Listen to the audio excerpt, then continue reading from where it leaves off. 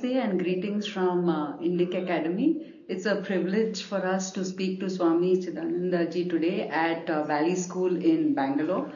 And Swamiji is has a very scientific educational background. He has an MTech from IIT Chennai, but it is to his spiritual ideas that we turn to him for guidance and for knowledge in a world which is so politically complex today. Swamiji has been a disciple of Swāmi Chinmayānandaji from a very early age, and has also been part and played a very important part at the Krishnamurti Foundation. Swamiji, thank you so much for speaking with us. Yeah, I'm very happy to interact with you. Thank you so much. It was lovely listening to you in the morning speaking about what is perhaps the most important idea in today's world, which is love. So, from the point of our Vedanta philosophy and from the point of Sri J. Krishnamurti, what is it that we need to introspect when we talk about love? Right from the time of birth, when we experience a mother's love, to adolescence, when we are confused about the concept of physical love or emotional love, to parenthood and later friends. In this matter of love, the main problem is egoism or selfishness.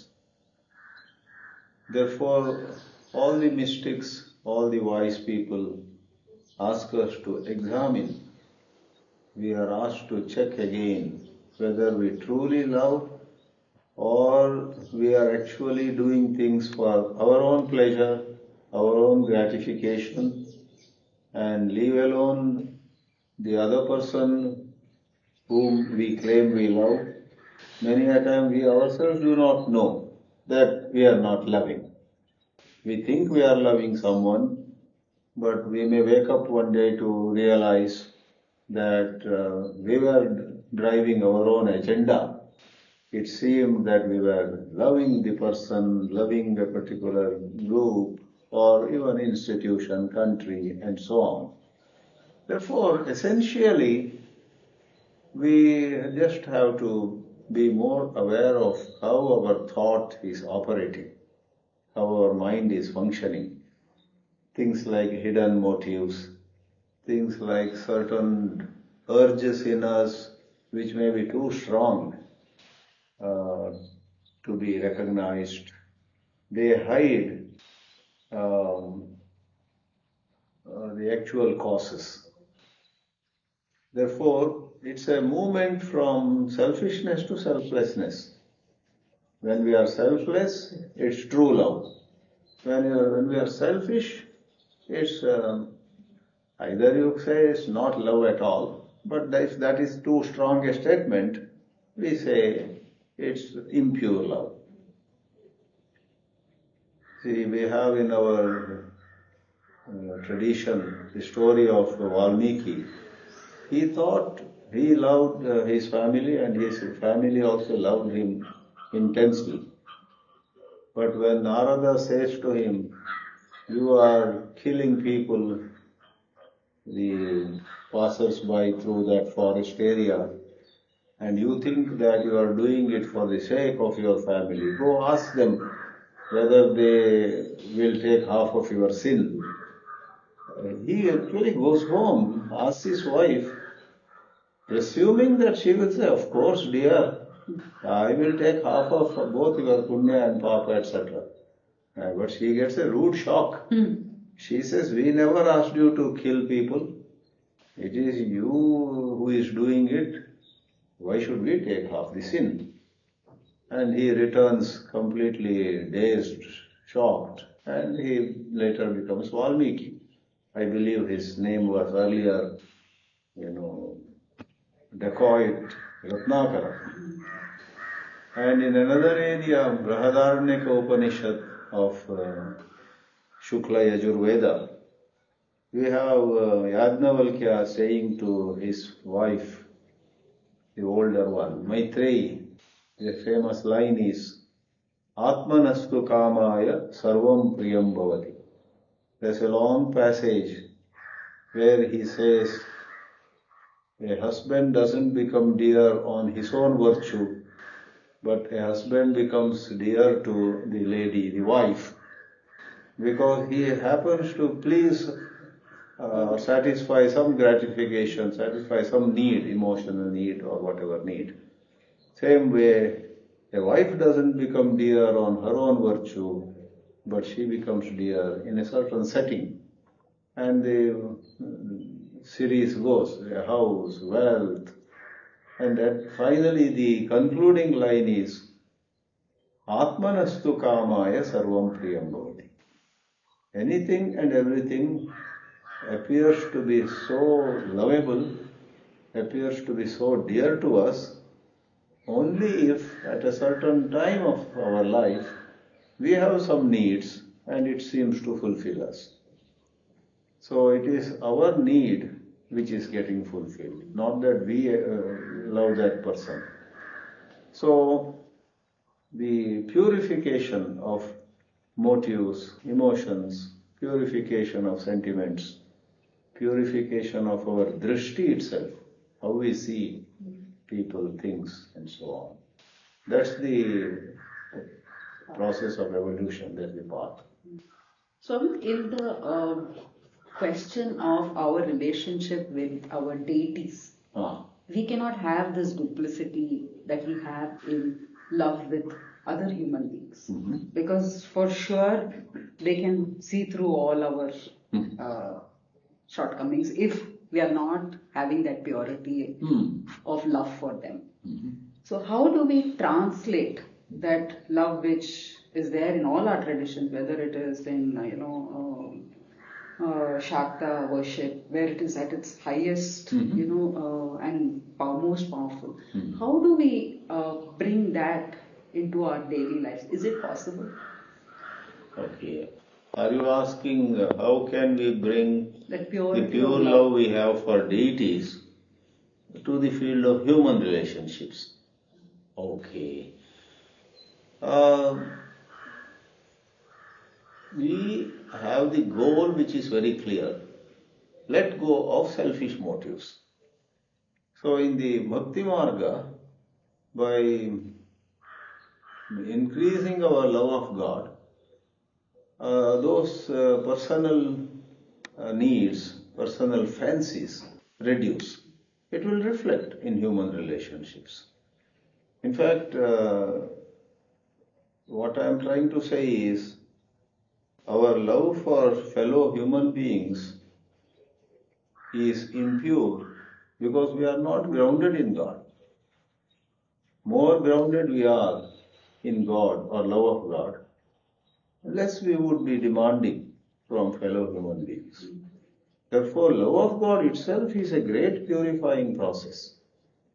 In the Jnana Marga, it is number one, anchoring ourselves in the pure self, Shuddha Atma, Satchidananda Brahma.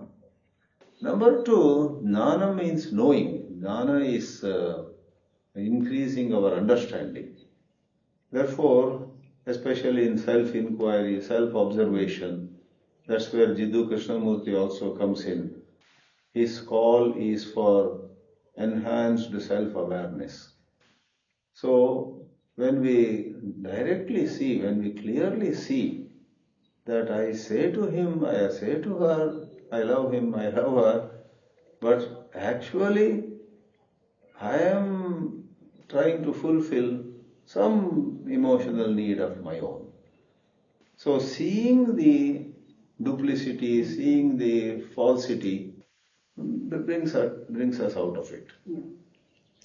So Swamiji, awakening from an unconscious kind of state which makes us, make these mistakes. Yeah.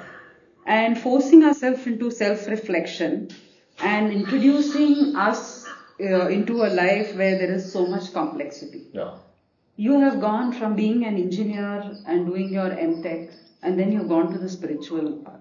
So is this waking up from an unconscious state a lifelong process for some, to a very immediate process for some who've been blessed by a guru? And since you're in the education path, how do we hasten this movement from unconscious to awareness? This whole journey is an expression of our own purva sanskaras. If someone has a lot of divine sanskaras brought forward from previous lives or from wherever, then they will express themselves as right things happening at the right time. And it will be very fast. But most of us don't have so much of rich amount of divine samskaras. Therefore, we go a bit slowly. And changes in our lives are not so deep. We may get into Vedanta, we may get into other forms of spirituality, but we may not be able to go very deep into that chosen field. But people like Vivekananda, Chinmayānanda, and so many saints, in their case, the Purva Samskaras are unbelievably wonderful. In their case, it can be very fast, and some of them may have, at a very young age, a total awakening also. So, is there any mantra for children in an educational system like the Krishnamurti Foundation? Whether it's a school of Krishnamurti Foundation or of any other institution who is into some spirituality, the principles are simple. The children have to be exposed. Various options have to be made available to them. Because we have many paths of blossoming. The most well-known are karma, bhakti, yoga and jnana. All children are not alike. Therefore, children should be given some space and they should be given opportunities to practice inquiry, practice devotion, practice various yogic exercises. Then, similarly, last one is karma, seva, service to mankind or service of any life form. In fact, technically, karma yoga can mean even worship of God at the level of rituals, where the movement is from sakama, desire prompted, to nishkama, where there is no personal demand. One wants just grace of God, one wants love of God. So, education institutions have to provide for spiritual unfoldment, safeguarding the basic freedom that children have. Let there be an atmosphere of freedom on one hand, let there be supplying the necessary inputs on the other. But it's not an easy task, because in the name of supplying some inputs, providing some guidance, many institutions tend to force things on children. Then freedom is jeopardized. And some others may give a lot of freedom, but they don't have enough inputs at all. The children are left to themselves. Therefore, it's a very tricky situation. You must provide them guidance without forcing anything, without imposing anything on them. And therefore, in Krishnamurti schools, much is said about this number of students having to be small, so that more attention can be given from teachers to the students. That brings me to one question, like the question of bringing up dharmic kids in today's westernized environment requires a lot of intent, will, and discipline from entire society, from parents, teachers, and spiritual leaders. And one of the most important ingredients which you mentioned is knowledge, which is missing in two, or at least maybe two of these categories, parents and teachers to some extent. So people who have intent may not know what needs to be done. Yeah. And given that they themselves are deracinated and moved away from our culture. So in this situation where parents, most of us don't have the wherewithal, how does the nurturing happen in India where the population is so high and there is no, we don't have one tradition or one culture to tie us together. So is there any possibility of what was Krishnamurti's vision in this kind of problem where parents cannot play a very big role in nurturing? No, Krishnamurti's vision was, he rather said, do not worry about numbers. Okay. Even if one person gets freed, it will definitely make an impact around. It will create ripples. But from another angle of view, it's not any single person's job. The private firms, government agencies, all will have to make this happen. Therefore, those of us who have tasted the bliss of spiritual living should do our best to generate greater awareness. What is the biggest challenge that you see, Swamiji, facing society today? And gods, Prakriti, community, and traditions have made up human life in any part of the world. These are four cornerstones for most societies, whether Hindu, Sanatani, or non-Sanatani. Which are the four? Gods, Prakriti, community, and tradition. Oh. So, if if these are the four pillars, and we have situation where the education system is not including these four aspects, what do we do then? Gods, Prakriti, community, and tradition. Tradition. Community comes in by default. But tradition, the gods and Prakriti, unless it's in a school specially which is paying attention to these things, it is left out very consciously by existing governments or political forces. No, that is, I think, caused by this materialism.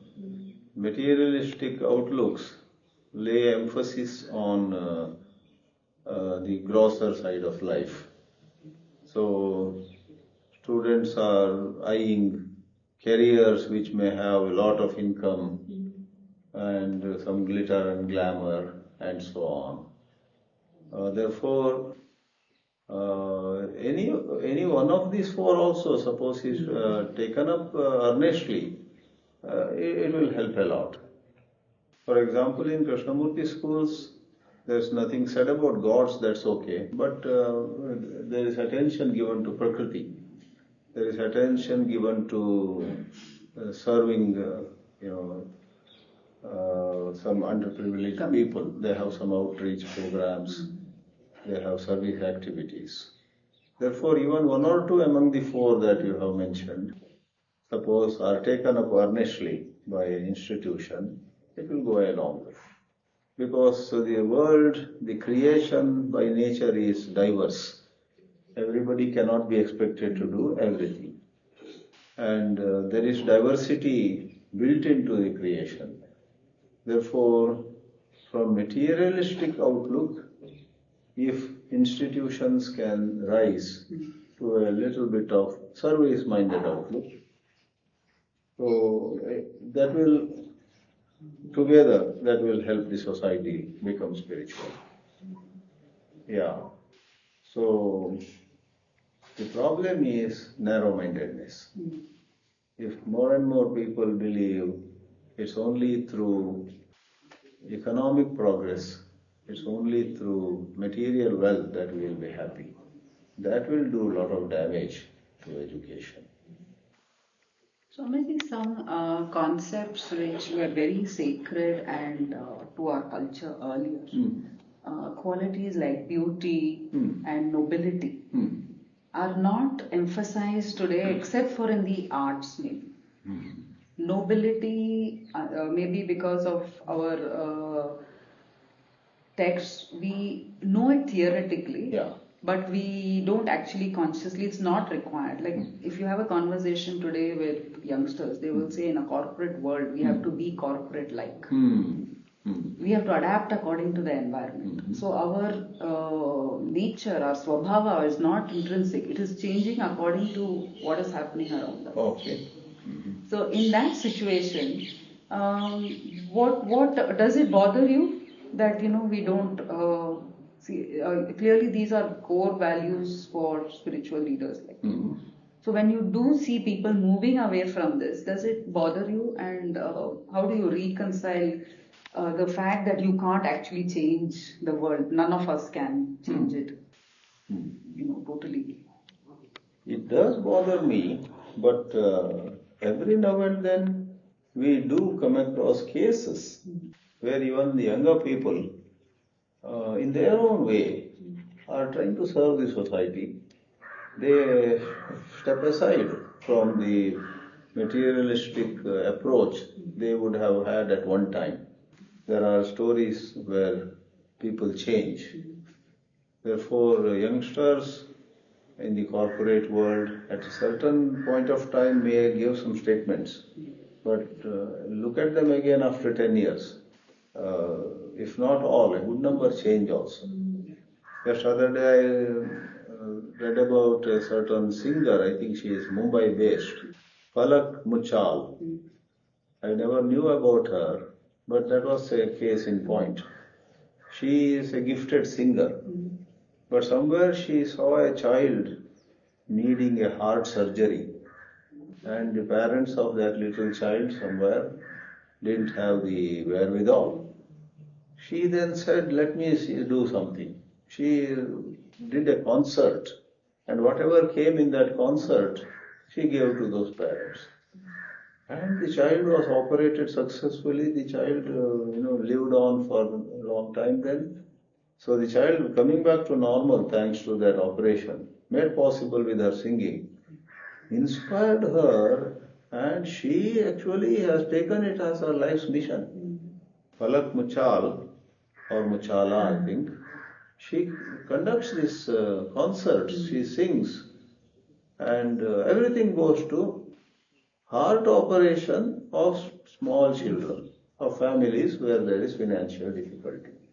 And some large numbers, some thousands of surgeries she has I think I've heard about her. Even the film stars and all were supporting and praising. Quite possible.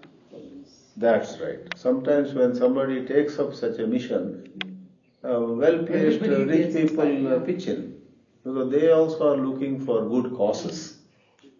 So was it not Gandhiji who said, find the cause, support will follow, funds will follow. You don't cry on, oh, I don't have the funds. Do you have a clear cause? Do you have a cause for which your heart burns? So I am an optimist that way. Though you are right, sometimes it really makes us feel very concerned whether humanity is once more getting ready for a third world war, or that kind of tension is seen on all levels. In small towns there is some friction. Internationally also, major conflicts are going on.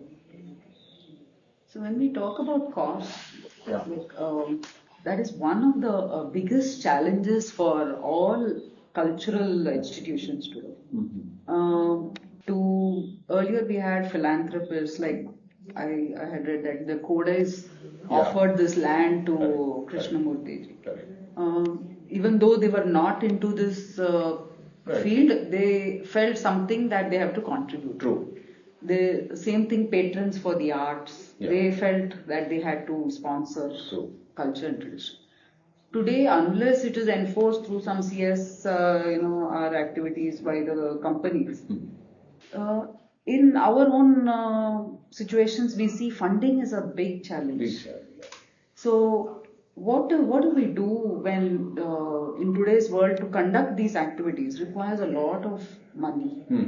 So, and all of us are also hesitant about charging. Correct. See, those who have come from the traditional way of doing things, we are a little confused whether we should charge for sharing this information, which is sacred, which is come as a sampradaya, which is supposed to be given free and generously.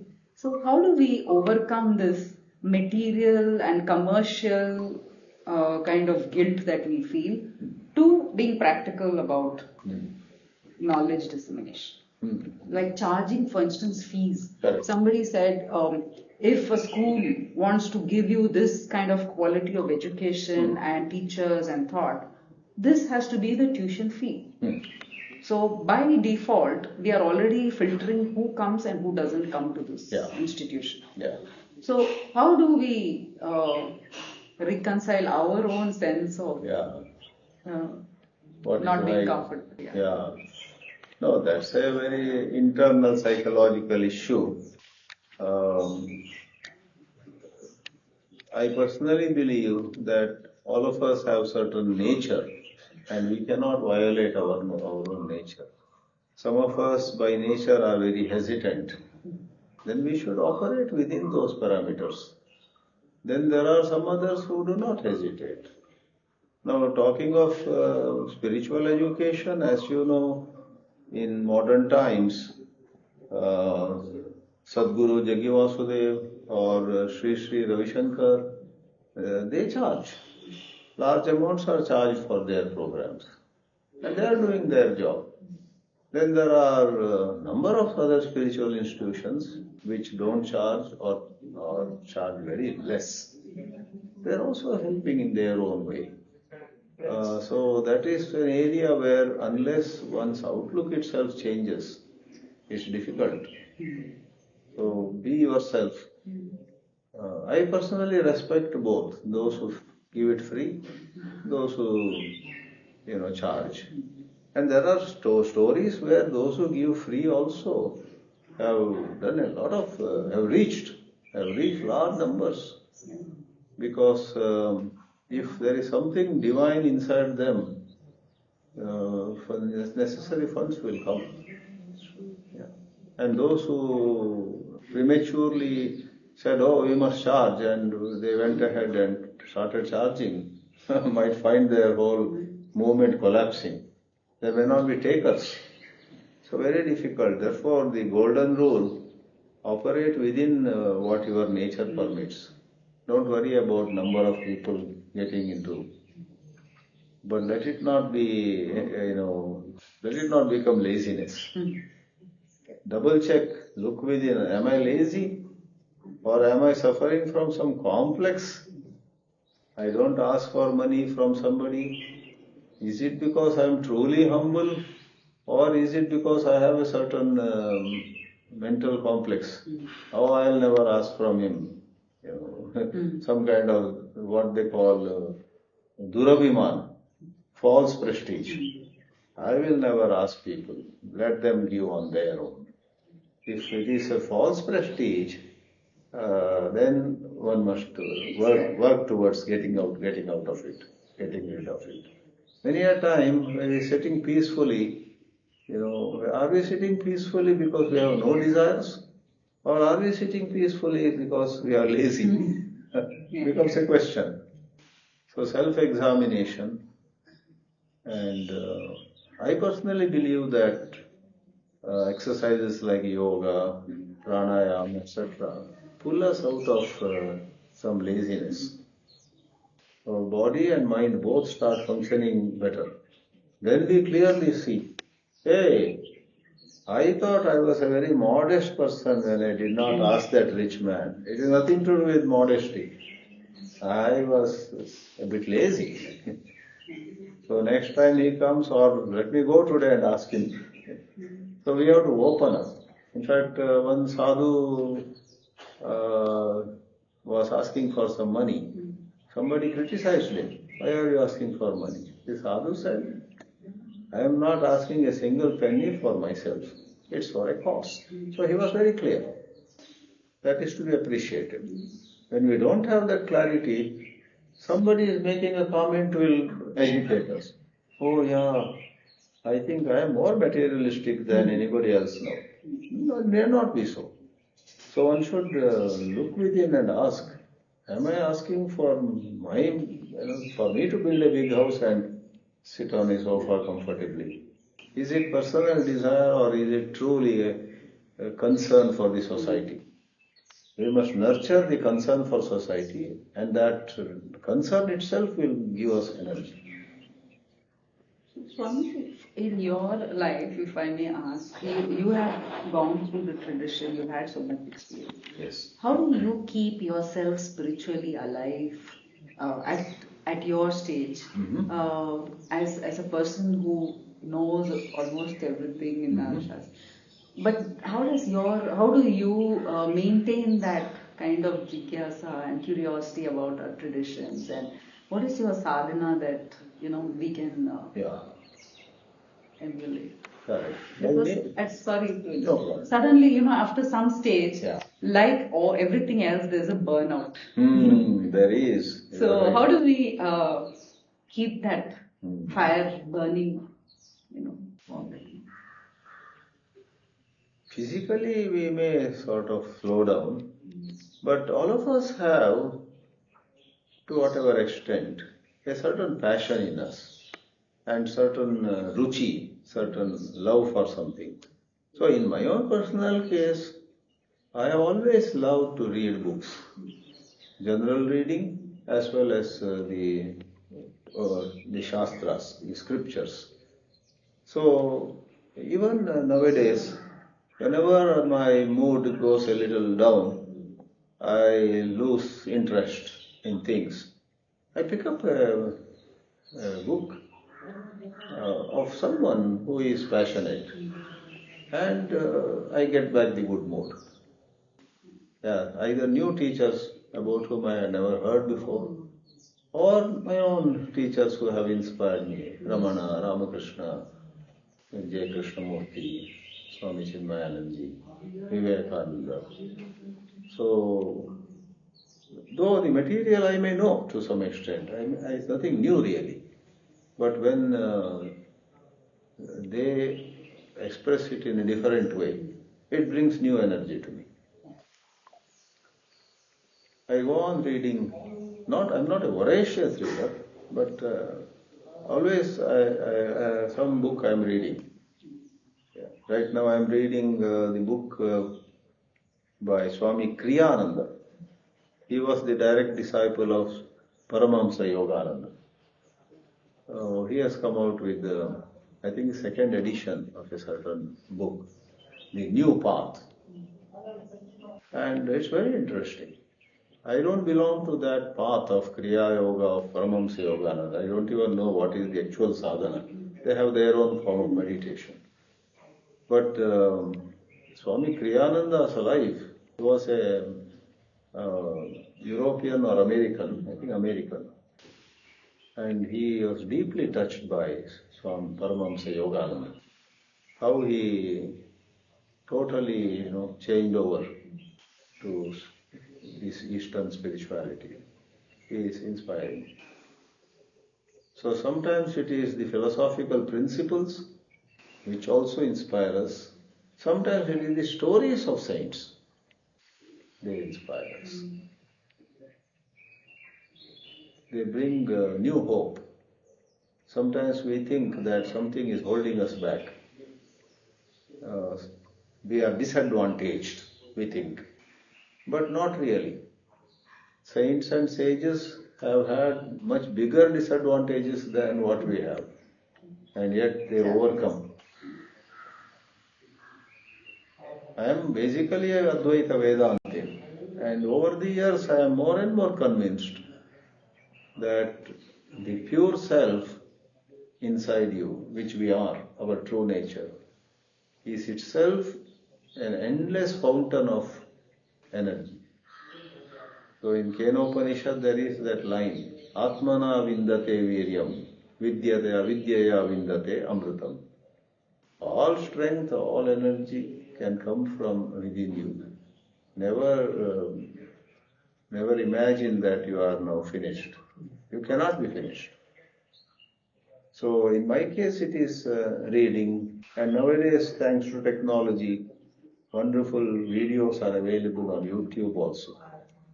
So either the saints whom we know or someone new, they are all inspiring.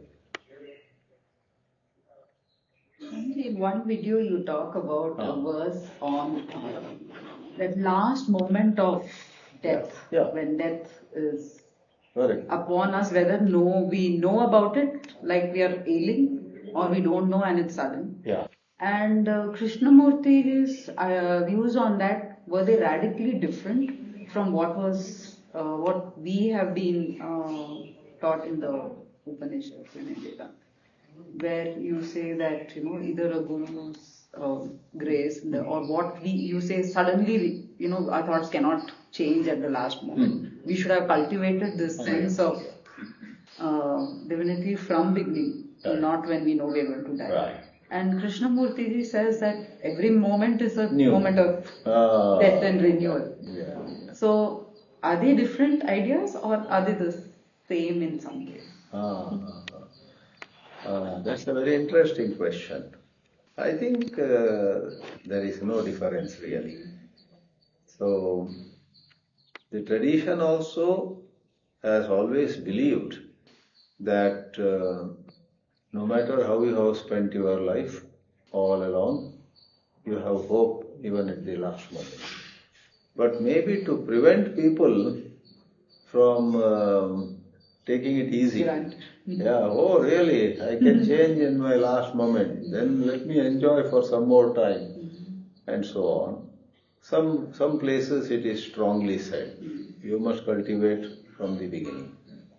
Sarveshu kaleshu mamanusmara, chapter 8 of Gita says. There it is interpreted that way. Only if you remember God all the time, then at the time of death you will surely remember. Because there are two shlokas. Antakalecha mameva is one shloka. Those who remember me at the last moment of their life. The next shloka says, Tasmat sarveshu kaleshu. Think of me all the time. So the standard explanation given for that is that. However,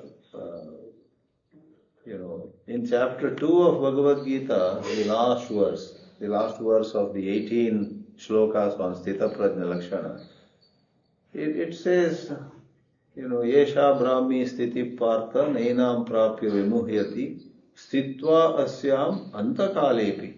Even if somebody is in this thought, in this state of mind, remembering God, even if it is during the last few minutes of one's life, Brahma Nirvana Gacchati.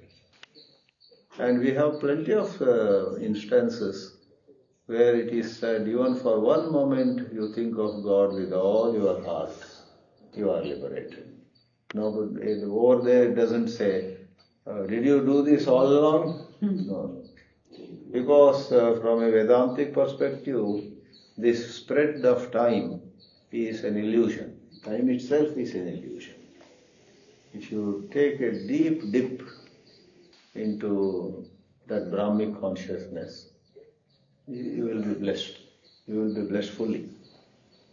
Therefore, that keep doing it long time, then only you will remember, or you will stay in that liberating state of mind at the end. Is a secondary teaching. Primary teaching says, do it now, and one moment is enough. That's a very optimistic and very reassuring message. Since we are in the month of August, it is the month of our nation's independence. Right. So, in our spiritual traditions, what is the idea of a Rashtra? And now we have concept of Ram Rajya. So, what are your thoughts on this going forward? do we hold on to this westernized notions of democracy and how government should be run and people? Or should we go back to our tradition and borrow ideas of how a nation should be formed, structured, and how people should live their lives? Oh, I firmly believe that the Indian tradition in Mahabharata, Ramayana, and so on has plenty of material for how a country should run, and we have to borrow from it. A lot of people, even in the education field, are very ignorant, are very much in the dark. Even that is not so bad. Many people have a negative opinion about anything that is Indian. Therefore, I am on the side of the need to borrow. But whatever is truly good in the West can be combined with it. We don't have to be prejudiced against the West. There is so much that we can learn from the West. To put it in a little different way, I would think that there is a lot of prejudice against our own past that has to be dropped. We should think of more and more people should think sympathetically about Indian heritage. Today we do have those who talk about Indian heritage, but they are very small number. Maybe Lord Macaulay's influence on the Indian education system. Over the centuries, very large number of scholars tend to be so much acquainted with Western models, but very ignorant about Indian approaches. Add to it, they have a certain negative opinion about Indian systems. Maybe some politics also is playing into it. Therefore, on different fronts, we have to counter it. The political prejudice has to be dealt with in certain ways, and if it is sheer ignorance, sheer lack of exposure, we will have to deal with that. Therefore, I very much welcome the introduction of IKS in lots of institutions, universities. I myself am getting into it, trying to read more and more of IKS, Indian knowledge systems. It will do good to the country, to all of us. Thank you so much, Swami. Wonderful. Such a lovely conversation. I enjoyed your questions, and really your questions made me think on these things at some places for the first time. I must thank you for this session. Thank you. And I wish you all the good luck in your work. Thank you so much. Namaskar.